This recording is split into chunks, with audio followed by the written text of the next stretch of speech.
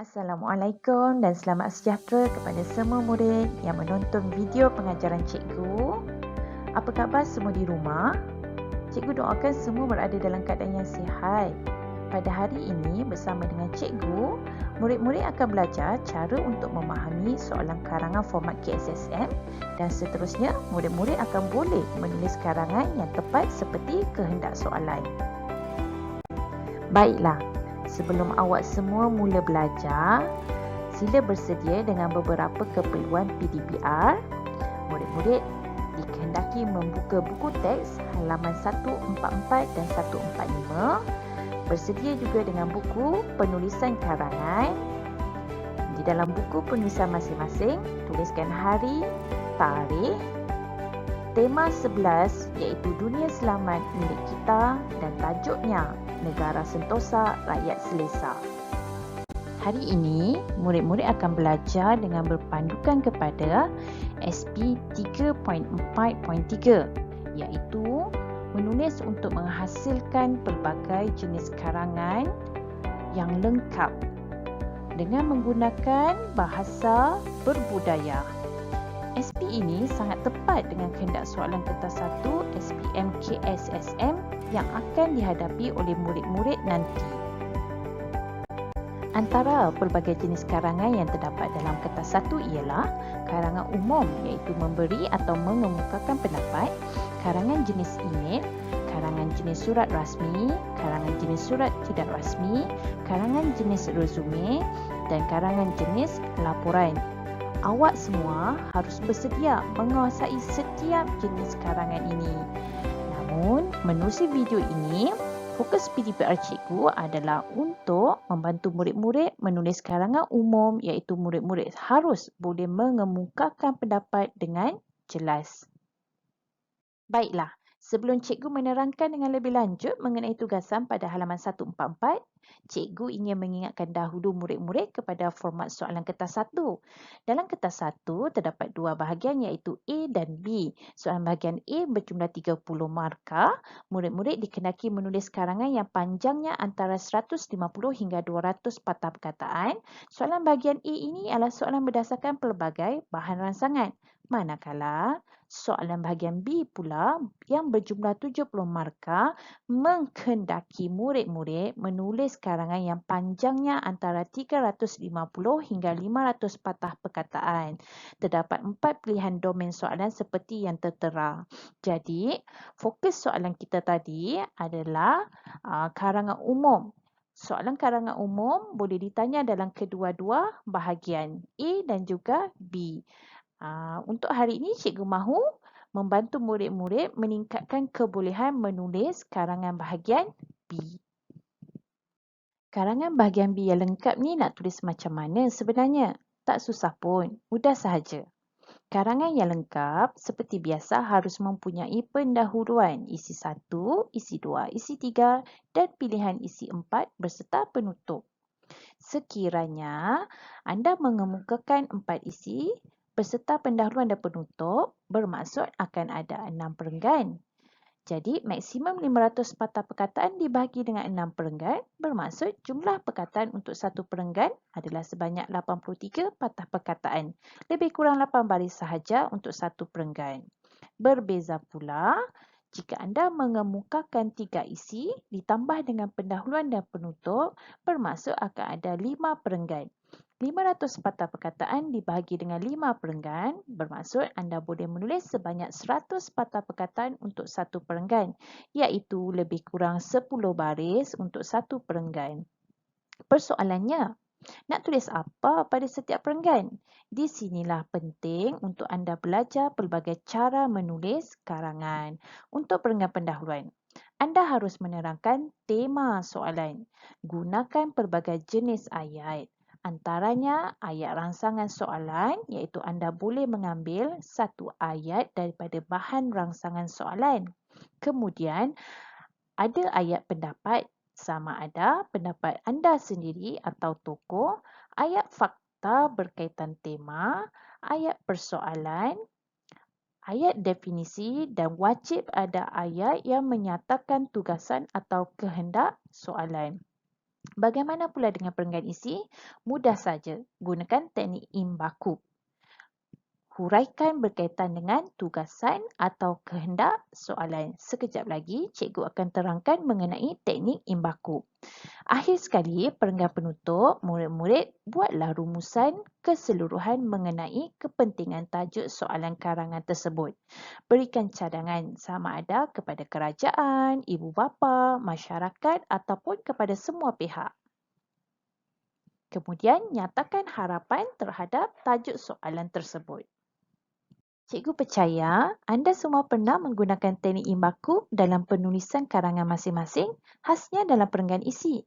Kita ulang kaji saja teknik ini hari ini. Tetapi sebelum itu, ingat murid-murid, soalan KSSM adalah soalan berbentuk bahan rangsangan. Jadi sila berhati-hati. Anda perlu teliti bahan rangsangan jika ada isi atau contoh yang telah diberikan dalam bahan rangsangan tersebut. Berbalik kepada imbakub, I ialah untuk isi. M, mengapa isi anda begitu atau apa huraian isi anda? B pula, bagaimana contohnya?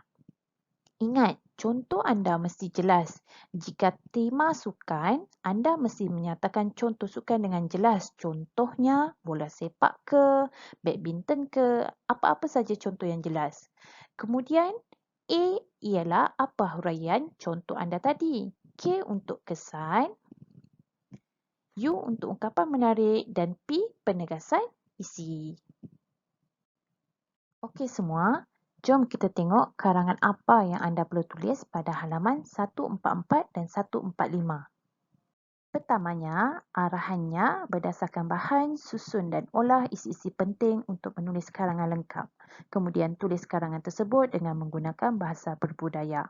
Kedua, pada halaman tersebut ada diberikan petikan cerita daripada kisah perjuangan di Bukit Kepong. Cikgu mahu murid-murid baca kisah perjuangan ini.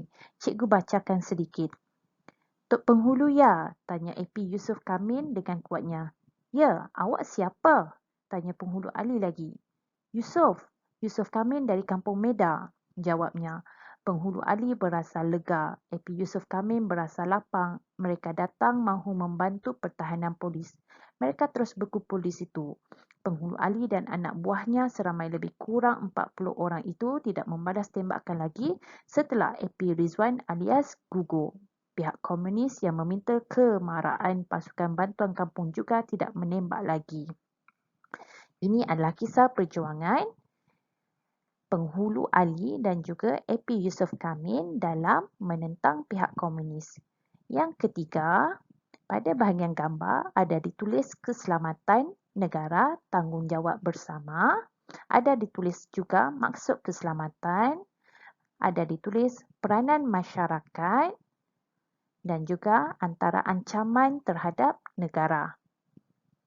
Pada halaman 144 dan 145 ada juga diberikan ungkapan menarik untuk membantu murid-murid menulis karangan dengan menggunakan bahasa berbudaya.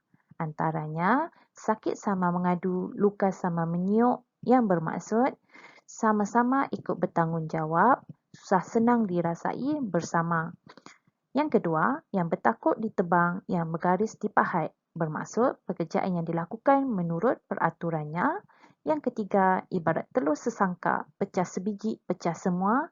Yang bermaksud kesilapan yang dilakukan oleh seseorang menyebabkan orang lain menerima akibatnya. Berdasarkan bahan tadi,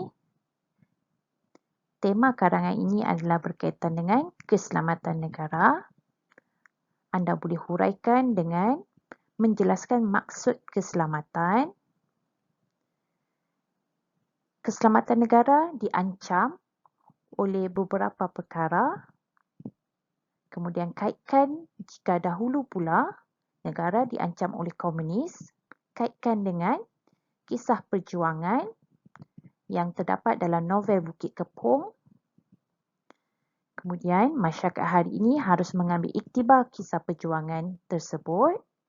Kemudian ayat terakhir kehendak ataupun tugasan soalannya adalah peranan masyarakat hari ini untuk memastikan keselamatan negara terjamin.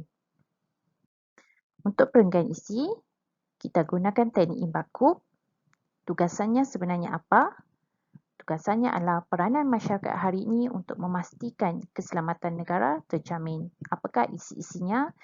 Seperti yang telah diberikan dalam bahan-bahan tadi, isinya adalah mengamalkan sikap toleransi, menghormati perbezaan antara kaum dan agama, menjadi mata dan telinga kepada polis, mencintai keamanan, menjadi warga negara yang bertanggungjawab.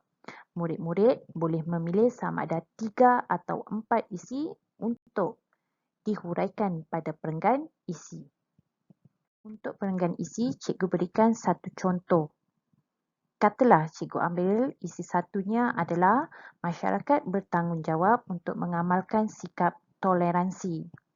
Mengapa masyarakat harus mengamalkan sikap toleransi? Kerana masyarakat Malaysia terdiri daripada masyarakat majmuk yang berbeza budaya dan bahasa. Toleransi menjadi kunci kepada keamanan hidup masyarakat majmuk di Malaysia. Bagaimana contohnya? Masyarakat Islam dan bukan Islam di Malaysia menyambut pelbagai perayaan yang berbeza setiap tahun. Masyarakat Melayu menyambut Hari Raya Aidilfitri, masyarakat India menyambut Deepavali dan masyarakat Cina menyambut Tahun Baru Cina. Apa huraian contoh? Ketika sambutan Deepavali umpamanya, masyarakat beragama lain harus mengamalkan sikap menghormati dan bertolak ansur, tidak berkata-kata negatif terhadap budaya masyarakat India. Menghormati dan bertolak ansur ini merupakan sikap toleransi. Kesannya, keamanan dan keselamatan negara terjamin, tidak wujud sebarang provokasi yang boleh meruntuhkan perpaduan antara masyarakat majmuk dalam negara. Ungkapan menarik, yang bertakuk ditebang, yang bergaris dipahat. Kemudian, tegaskan sekali lagi isi, iaitu berkaitan dengan masyarakat bertanggungjawab untuk mengamalkan sikap toleransi.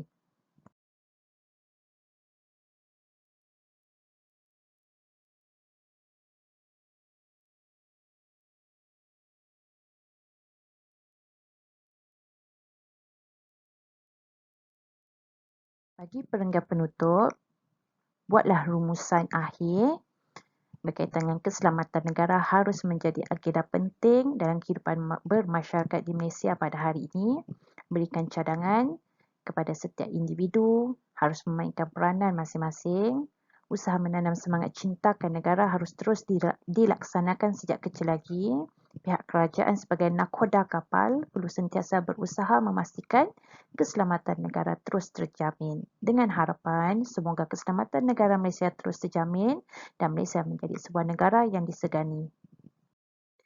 Jadi, murid-murid ada 2 tugasan. Untuk tugasan 1, susun semula idea untuk perenggan pendahuluan, isi dan penutup. Susun dalam bentuk rangka karangan. Dan tugasan kedua, tulis karangan bahagian B yang lengkap dengan bilangan patah perkataan tidak melebihi 500 dan pastikan anda menulis dengan menggunakan bahasa berbudaya iaitu kosakata menarik dan tepat.